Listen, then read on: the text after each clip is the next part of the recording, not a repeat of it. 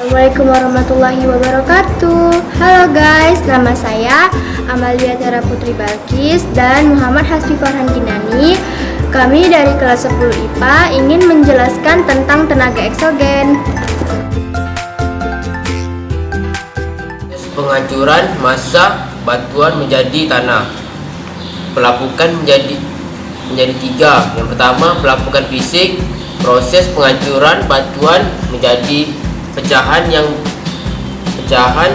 lebih kecil terjadi tanpa mengalami perubahan susunan kimia. Pelapukan kimia. Pelapukan kimia adalah jenis pelapukan yang terjadi karena faktor-faktor antropologis kimia.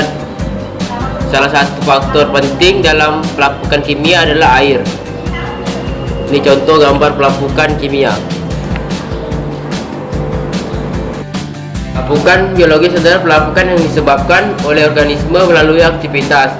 Contoh paling gampang adalah yang terjadi di rumah kita, yaitu ketuk kusin pintu rumah. Kalau bunyinya dok dok dok, berarti kusin kamu dimakan rayap dan lapuk. Erosi merupakan proses pengikisan permukaan bumi oleh media yang melibatkan pengangkatan partikel batuan. Berdasarkan penyebabnya, erosi terbagi menjadi 4 kelompok. Yang pertama, ablasi. Ablasi merupakan erosi yang disebabkan oleh air sungai atau hujan. Adapun 4 tahap dalam proses ablasi. Yang pertama, erosi percik, yaitu jatuhnya air hujan dan mulai mengikis tanah. Yang kedua, erosi lembar, tanah bagian atas mulai terkikis dan kesuburannya mulai berkurang. Yang ketiga, erosi alur. Kikisan tanah tadi mulai membentuk alur sebagai tempat mengalirnya air. Yang keempat, erosi parit. Terbentuk parit atau lembah karena kikisan dari aliran air secara terus-menerus.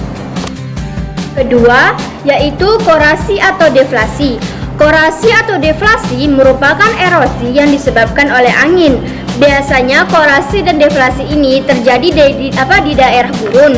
Nah, satu hal yang kalian harus tahu, ada perbedaan tipis antara korasi dan deflasi, yaitu meskipun sama-sama disebabkan oleh angin, nah korasi deflasi ini yaitu korasi disebabkan oleh angin dan pasir atau badai pasir, sedangkan deflasi ia hanya disebabkan oleh angin saja.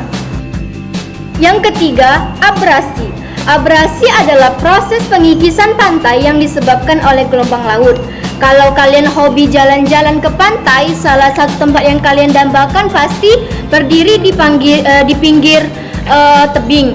Nah, lalu kalian menatap kejauhan laut. Nah, tebing ini bisa terbentuk karena adanya gesekan dari gelombang laut yang membentur. Gua-gua yang ada di pantai juga bisa terjadi karena abrasi ini loh. 4, yaitu eksarasi. Eksarasi adalah pengikisan yang disebabkan oleh es yang mencair atau gerakan lapisan es. Karena mencairnya es ini, akhirnya batuan yang ada akan masuk dan mengendap ke bawah. Fenomena alam hasil eksarasi ini terjadi di Norwegia. Ini contoh penampakan fenomena alam eksarasi. Nah, penampakannya seperti sebuah pantai yang menjorok ke darat dan dikelilingi oleh tebing-tebing yang curam. Sedimentasi.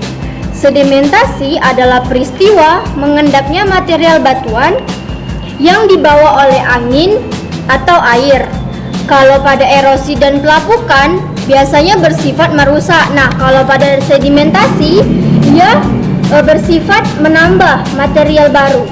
Berdasarkan penyebabnya, sedimentasi dibagi menjadi 3 jenis, yaitu yang pertama akuatis, pengendapannya disebabkan oleh tenaga air. Yang kedua, marine. Marine disebabkan oleh gelombang air laut. Yang ketiga, geolis. Geolis pengendapannya disebabkan oleh embusan angin. Gerakan massa tanah atau moss wasting adalah peristiwa gerakan massa batuan, tanah, dan lumpur. Jenis-jenis tanah yaitu tanah mengalir dan tanah mendat atau sebagainya.